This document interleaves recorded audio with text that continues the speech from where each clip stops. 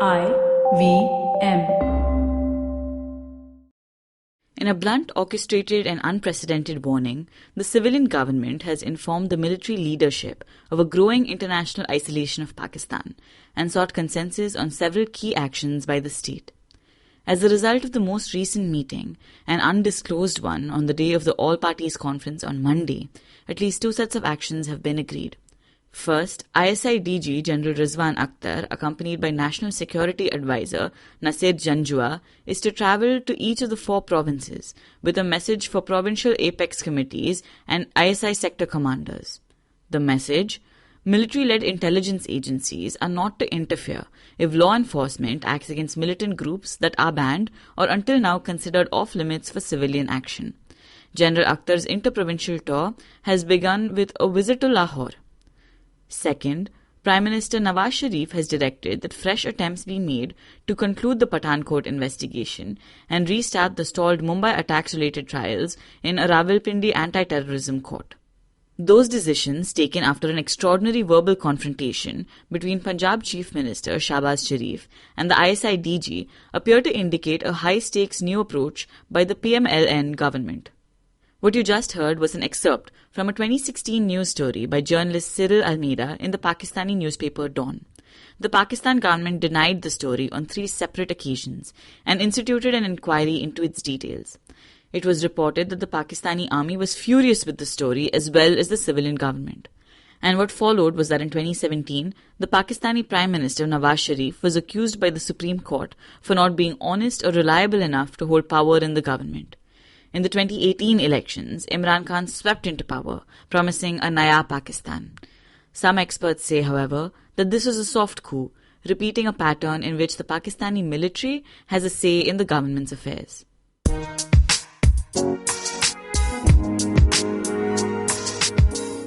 Welcome to States of Anarchy, a podcast on global affairs and foreign policy.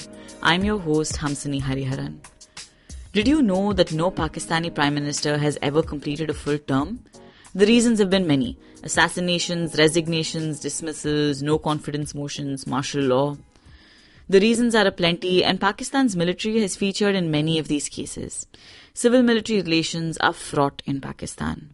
The book, Armed Forces and Their Corporate Interests by Lieutenant General Kamal Dawar notes that the armed forces in Pakistan run over 50 commercial entities worth over $20 billion, ranging from petrol pumps to huge industrial plants, banks, bakeries, schools and universities, hosiery factories, milk dairies, stud farms, cement plants, and even housing societies. The military has been linked with jihadists and providing them with resources to carry out violence in neighboring states. Considering all of this, how can we think about civil-military relations in Pakistan? What does it mean for Pakistan's democracy? And how do relations with India feature in this context? My guest for today is one of the most authoritative voices on Pakistan. Ambassador T.C. Raghavan is the Director General of the Indian Council of World Affairs. He served as the former Indian High Commissioner to Pakistan and Singapore, among many other posts in his career with the Indian Foreign Service. He's also written 2 books, Attendant Lords and The People Next Door. But before we dive into the conversation with Ambassador Raghavan, let's hear from IVM Podcasts. Hello, everybody. Welcome to another awesome week on the IVM Podcast Network. If you're not following us on social media, please make sure you do. We're IVM Podcast on Twitter, Facebook, and Instagram. Also, just a reminder, please do make sure that if you're listening to something that you enjoy, take a screenshot of that, tag us on one of our social media handles, and we'll retweet you or share you or, I don't know, whatever works in the different handles, right? On Cyrus Says this week, Cyrus is joined by Shrishti Arya, Director of International Originals at Netflix India. They talk about the upcoming slate of original Indian movies on Netflix and also touch upon the online streaming wars. On Agla Station Adulthood, hosts Ayushi and Ratasha are joined by the cast of Dice Media show Adulting, and they share some stories about growing up. On the Filter Coffee podcast, Karthik is joined by Pradeep Narayan, Research Director at Praxis Institute of Participatory Practices. Pradeep breaks down the prevalence and evils of caste in India today. On a simplified shorty, Chuck and Shrika talk about Pablo Escobar, hippos and cocaine, and the bizarre legacy that connects the three. You don't want to miss this. You can also listen to Chuck on his short solo podcast, The Origin of Things, where he narrates the story about a Hungarian immigrant and yellow journalism, which led to one of the most prestigious accolades of modern history. It's a crossover episode on the Empowering series, as Zarina is joined by the host of The Habit Coach, Ashton Doctor, and his dad, Wispy Doctor, to talk about the idea of starting Awesome 180. And on Ashton's own show, The Habit Coach, he shares 6 foundational habits for an awesome life. On Football Should Ball, hosts Gaurav, Karthik and Siva bring to you a special episode where they talk about the greatest brawls in football. On Varta Lab, host Akash and Naveen are joined by rapper Onkar Pujari, who goes by the stage name Yeda Anna. The three of them talk about Onkar's journey in the Indian rap scene. On Geek Fruit, Tejas and Dinkar take a look at actors who moonlight as musicians and draw the distinction between vanity projects and music that endures. On Golgappa, Trupti is joined by Deepika Matre, who shares the story of her rollercoaster ride from being a house help to a jewelry seller to doing stand-up comedy. Also, if you are in control of a brand and you want your brand to have their promos read on our podcast network, do get in touch with us. You can write to us on advertisers@indusvox.com. And with that, let's get you onto your show. Hi, Ambassador Raghavan. Welcome to States of Anarchy. Thank you so much for speaking with me. Thank you. So whenever we think about Pakistan, the question of the military is something that keeps popping up time and again with every other prime minister who comes in. What is the difference between civil-military relations that happen in India and how civil-military relations work in Pakistan? Well, the two are entirely different because political cultures in India and Pakistan are fundamentally different, and they have been for a very long time. A lot of it has to do with the kind of states which came into being in 1947, but also to do with subsequent developments. But in very brief, I think there are 2 or 3 points which have to be kept in mind when one looks at where the fundamental differences began from. The first is that Pakistan in 1947 inherited a disproportionately large share of the British Indian Army. As compared to India? As compared to India. In relative terms, as compared to its size, the size of its economy, the size of the country, population, etc., Pakistan had a disproportionately large share of the military. And one reason for that was that the Punjab and Balochistan, and to some extent the old Northwest Frontier province, were principal recruitment areas for the British Indian. So they had this relatively larger share of the military in a political system which was in a state of total chaos. Because Pakistan, unlike India, did not inherit any structures of federal government. They had provincial governments in Punjab and Sindh, but they had no federal structures. So that gave, almost from the very beginning, the military a larger-than-life presence in Pakistan politics. And thereafter, of course, there were other factors, more contingent, conjunctural factors, which came into play from the 1950s. But they only worked to strengthen this trend, which was already there. So Pakistan had 4 coups, in 58, I think 69, 77, and then 99. Well, Pakistan has had what is called a 20-year coup cycle. So 58, 59, 78, 79, 98, 99. And then, given that historical background, people talk about a soft coup or a creeping coup in 2017, 2008. But why is it that the military would take over the civilian government? Weren't there things that traditionally civilian governments have been able to do? Why did the Pakistani military sort of feel the impetus to take control of the government? Well, there were both factors on the, so to say, on the supply side and on the demand side. On the supply side, it was the absence of a political consensus amongst the mainstream political class, in the mainstream political class. And therefore, many Pakistanis say this and have written about this. In each case, the coup was really civilian politicians going to the military and saying that things are getting out of hand, please step in. So part of it was not the military barging in and taking over, but the military being induced in step by step and more or less being requested to take over. Part of it also was the mindset of the Pakistani military, which came to see itself as the guardian of the flame and the ultimate arbiter of Pakistan's interest.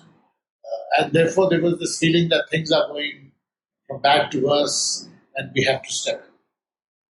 And is it that Pakistan is a weak state? Is that why civilian governments felt prepared at one time or the other to call in the military? Is that why there was so much chaos in a sense? Well, the absence of political consensus, yes, does lead to a weak state, but there are many reasons why a particular chain of events begins. I think, in part, the reason is fact that institutions have not developed in the way they should have. It's a bit of a chicken and egg thing because institutions were not developed also because the institutional development got interrupted by coups. But there has been historically a weakness of principal institutions of state. Then there are other factors, which is that Punjab has a disproportionately large influence over the entire politics of Pakistan, and so on. So, of course, it's difficult to pinpoint one particular reason because the situation before 1971 was different. Because all the issues concerning the weakness of the state, the role of the military, in fact, boil down to the principle of federalism in Pakistan. A federal Pakistan would have meant a stronger East Pakistan or a more East Pakistan with more powers, which West Pakistan was not prepared to. So that was the situation before 1971.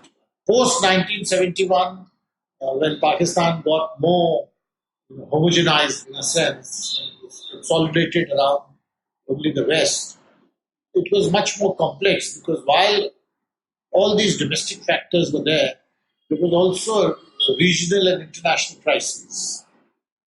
And you cannot understand the role of the military or coups or Pakistan history without seeing the intervention of events such as 1979, which was the revolution in Iran, the Soviet invasion of Afghanistan. Then similarly 1989, which is the Soviet withdrawal from Afghanistan and the chain of events that began then. Similarly, the global war on terror post 9/11. So these international and regional factors also then had a major influence on the internal Pakistani political evolution.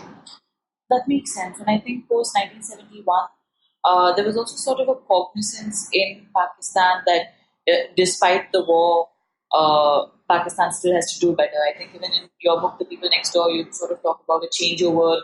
Even if they lost the war, there was a sort of hope with Bhutto during these years. Yes. And that gets me wondering why political parties haven't been able to just sort of commandeer more power, whether it's in Sharif for that matter. Well, that is where, this is the question which people discuss often in Pakistan, that people often say that if you have a long enough period of uninterrupted civilian rule, howsoever bad it may be, it will have, in the medium and long term, very good results.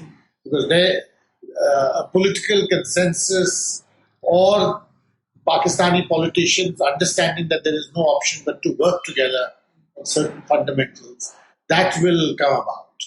They say that the problem has been that we've never had a long enough period of uninterrupted civilian.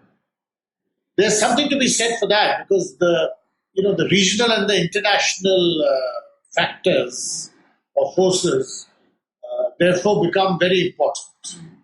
In 1979, when the Soviet Union invaded Afghanistan and the United States was looking for a frontline state, that enormously increased the role of the Pakistani military because they were able to do things which possibly civilian politicians may not have had the same appetite for. In terms of the war? In terms of the war, in terms of allowing Pakistani territory to be used for...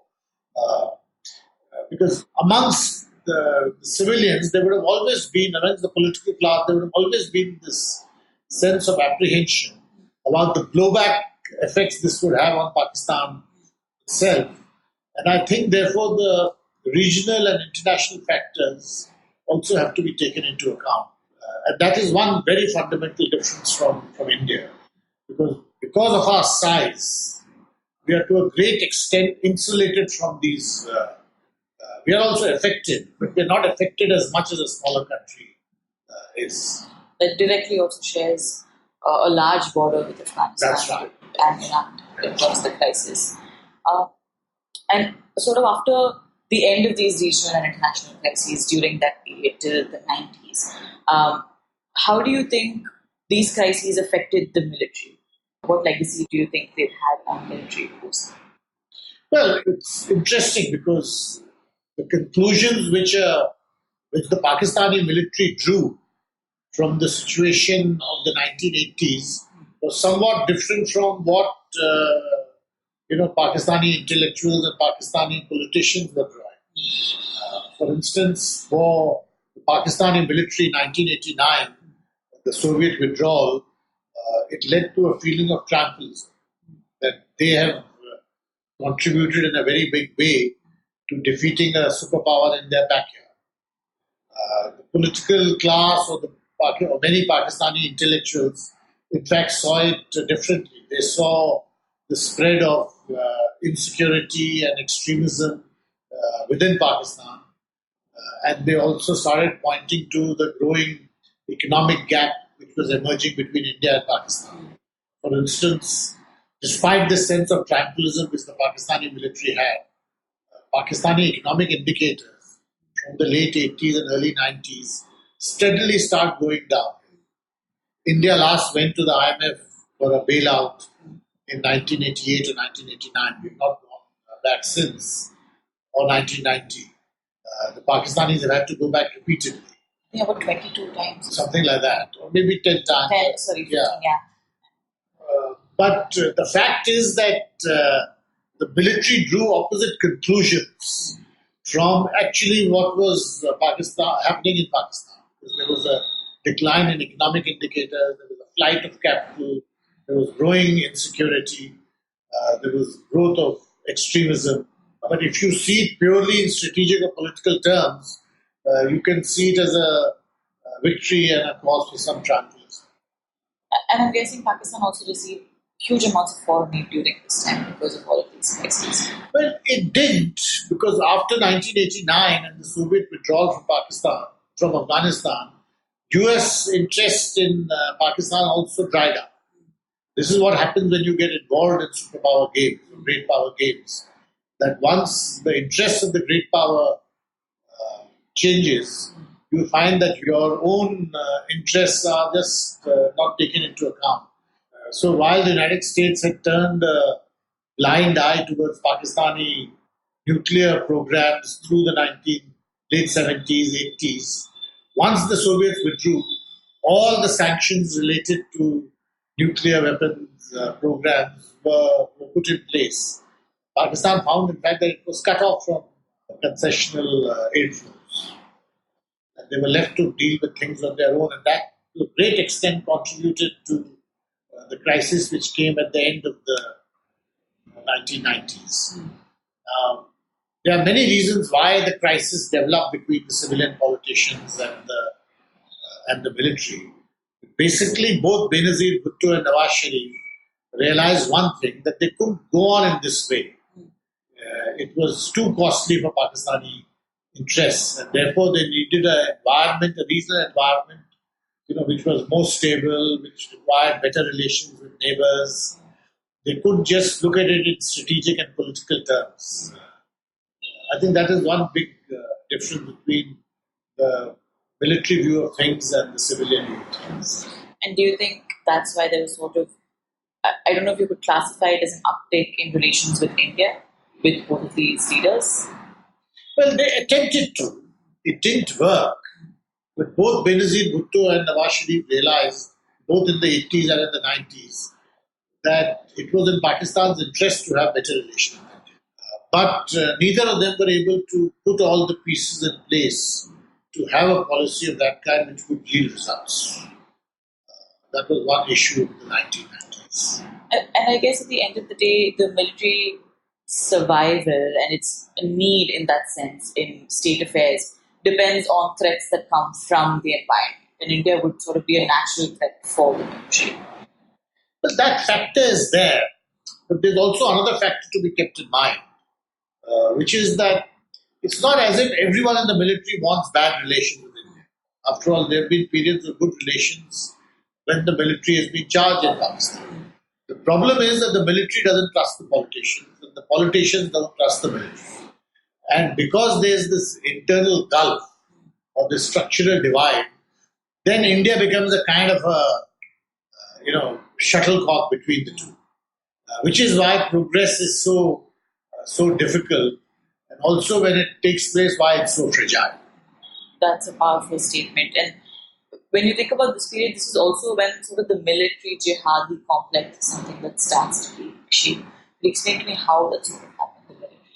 Well, the origins of it are really to do with the jihad in Afghanistan after 1979.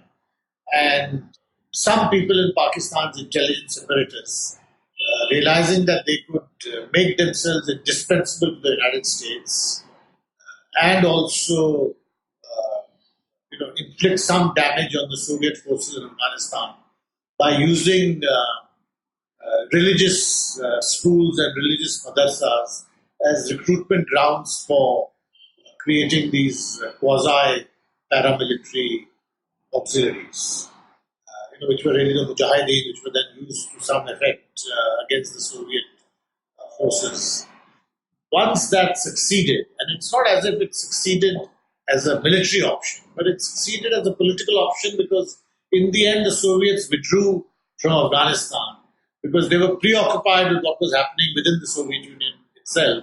But the fact that the Soviets were inflicted this major military defeat in Afghanistan meant that this option appeared to many in Pakistan to have many collateral advantages, especially towards realizing political objectives in Kashmir.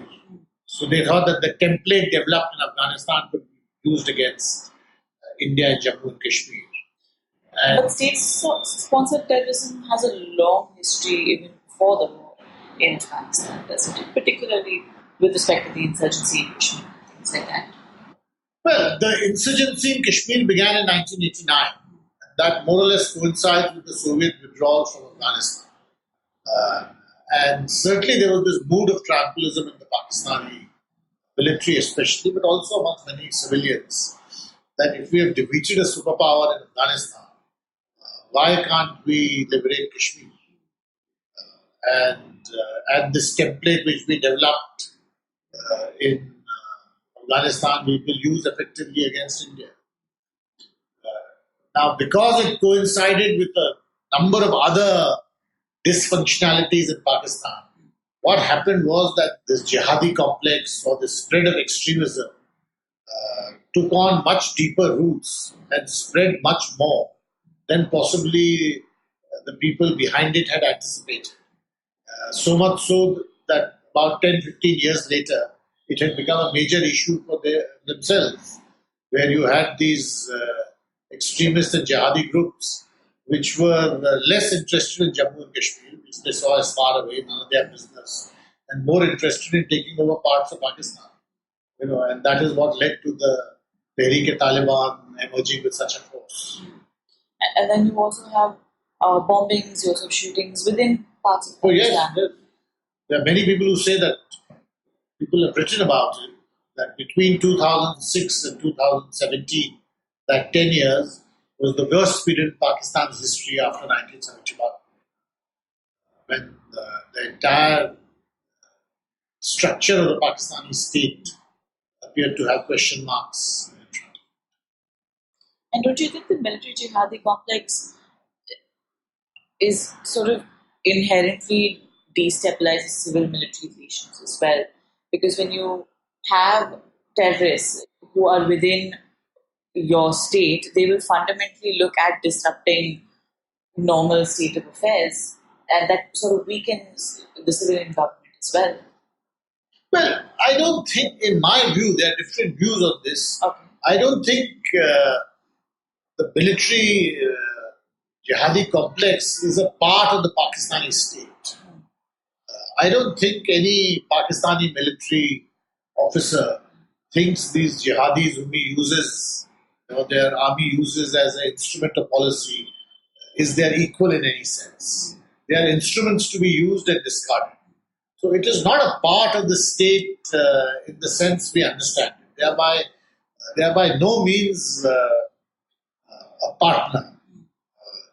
They are instruments which these people have fashioned, which the military has fashioned because they found it had numerous advantages for them. But they were no more than instruments. And the tensions which arise between the jihadis and the military is precisely because of this. Because the Tehreek-e-Taliban people felt that these military guys are using us for their own aims, but we have our own aims. So it's not a complex in that sense because it's not a part of the state. And there are people who say that no, they are very much part of the same system. My view is slightly different. That's fair. But how do you think, sort of 20 years post that, that it's affecting Pakistani politics today, that's affecting Pakistani society? Well, the situation now is very confused. You see, in 2015, 16, 17, the Pakistani military took major steps against these jihadi groups. So much so they used firepower and air power to an extent which nobody had anticipated against the Tehreek-e-Taliban. To a great extent, they were successful in this. But they are still left with the problem of what to do with these groups which they have spawned and cultivated for all these years. And you can see them trying various things. One thing is they have tried is to somehow get them into politics in the hope that they would moderate them. But that hasn't quite worked because that has also led to a great amount of outrage in the rest of Pakistan society and amongst other politicians. They have also realized that these groups are quite difficult to handle. While they were quite successful in handling them in the past, it's getting more and more difficult. They also face an environment in which there is a great deal of cynicism and frustration with the license Pakistan has allowed to these groups at the international level. So there is a great deal of flux. There's no clear position. And on the one hand, they have to attend to these factors. They have to somehow domesticate these groups again. On the other hand, they have to also deal with them, especially in Afghanistan, where the American expectation is that they can help them reach a deal with the Taliban. So it's quite a complex situation in many ways. And the fundamental issue is also, of course, that it is for Pakistan to realize that it can't go on in the old ways. They can't expect to use these extremists and militants for political objectives and then expect that things will go back to normal after that. Obviously, you're going to have some externalities, positive or negative, that affect the society because their people are not just instruments at the end. No, and they're ideologically charged and motivated. So, and they have their own agendas.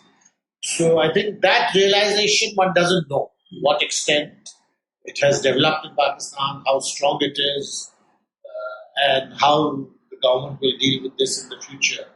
Right now, I think their future appears somewhat not something very optimistic because there seems to be a shortage of ideas on how to deal with this situation. So I think right now I would say that the situation is not very optimistic. We'd spoken a little bit about the soft coup earlier. How do you think that the election last year with Imran Khan coming to the fore, how do you think, has that changed Pakistani politics in any way? Has it changed the way military does things generally within the country? Well, it's, one is the enhanced role of the military right now. There are many examples of that, including the fact that the Chief of Army Staff accompanies the Prime Minister when he goes to have meetings with the President of the US. But there's also, I think that the military factor is there, but there's also a much greater intensity to the to the infighting within the political class as a whole. You have two prime ministers in jail. You have virtually every other civilian politician being there's a vendetta against them in the name of accountability. So that is not a good sign for a country, given Pakistan's history, for a country emerging out of so much political turmoil. to have a situation where every opposition politician is a target of a major political vendetta. It shows that even the small steps Pakistan political class had taken in the first decade of this century, there's been a regression since that. There has been one movement that I looked at sort of with some hope, the Pashtun Tahfuz. How do you think that's evolved? Do you think it's going to make any sort of difference in terms of the democracy? Well, I don't know. I think too early to say what kind of impact it will have. But clearly, what has happened is that in the Khyber province, I think people are just fed up with having been the front line of the front line, where the Pakistani military and intelligence apparatuses thought they could do what they want. And this is very much a civil society reaction to that. That why did you give this license to terrorist groups and extremist groups, and now to deal with them you are inflicting huge costs on the entire population. So then it's a outcome of that kind of frustration at the short-sighted policies which the Pakistani government has followed, especially in the frontier regions. How much of an impact it will have is very difficult to say. Unless we see, I don't think provincial movements of this kind have a major impact on Pakistan as a whole, unless they dovetail or unless they join with larger national level movements. Of that, there is no sign as yet. And that sort of again brings us back to political consensus and that's right. How parties and the capacity to forge alliances. All right, this is my last question for you, sir. If for someone who's interested more about Pakistan, about civil-military relations in Pakistan, are there books or resources that you would recommend for them? Well, there are many books, but I think it's important that people try to read what Pakistanis say about it rather than going by scholarship from outside. Because scholarship from outside often misses the main point. And there is a great deal of discussion about this internally within Pakistan. So, the extent that one can access that, the more enriching one's own study will be. The problem is that it's not easy for Indian scholars to study Pakistan. Because you're basically studying it in the abstract since you can't travel there, interact with people, research over there. So, to that extent, there are limitations on how much scholarship we can develop in Pakistan, on Pakistan. Thank you so much. Thank you. That's it for this episode of States of Anarchy. You can't use a sword to mend torn clothes, and hopefully that's something that the Pakistan military will find out as well. If you want to read more about Pakistan's civil-military relations, I do suggest reading more voices from Pakistan, as Ambassador Raghavan had suggested. From my end, I've attached a bunch of resources for you in the episode description, so go on and check it out. If you enjoyed what you listened to or violently disagreed with what I said, you can reach out to me on Twitter @HamsiniH or on Instagram @States of Anarchy. You can listen to States of Anarchy not only on the IVM podcast app, but also on iTunes, Spotify, Castbox, or wherever you get your podcast from. We'll be back next Tuesday. Did you know that Parsis in Mumbai, instead of being left at the Tower of Silence after they die, are now cremated? And why? Because a cow fell sick in the early 1990s. Did you know that the smog in Delhi is caused by something that farmers in Punjab do and that there's no way to stop them? Did you know that there wasn't one gas tragedy in Bhopal, but 3? One of them was seen, but 2 were unseen. Did you know that many well-intentioned government policies hurt the people they're supposed to help? Why was demonetization a bad idea? How should GST have been implemented? Why are all our politicians so corrupt when not all of them are bad people? I'm Amit Verma, and in my weekly podcast, The Seen and the Unseen, I take a shot at answering all these questions and many more. I aim to go beyond the scene and show you the unseen effects of public policy and private action. I speak to experts on economics, political philosophy, cognitive neuroscience, and constitutional law so that their insights can blow not only my mind, but also yours. The Seen and the Unseen releases every Monday. So do check out the archives and follow the show at seenunseen.in. You can also subscribe to the Seen and the Unseen on whatever podcast app you happen to prefer.